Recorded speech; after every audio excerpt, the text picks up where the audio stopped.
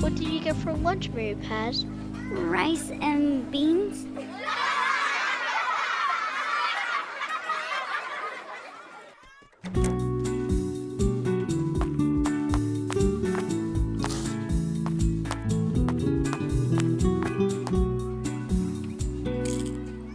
Hi, Mary. I'm sorry those guys were laughing at you. I don't know if you finished your lunch, but you can share this popcorn with me.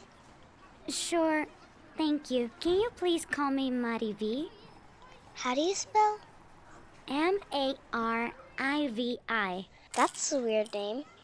I never heard of that name before.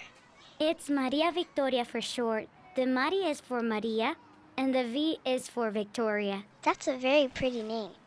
Would you like to jump rope?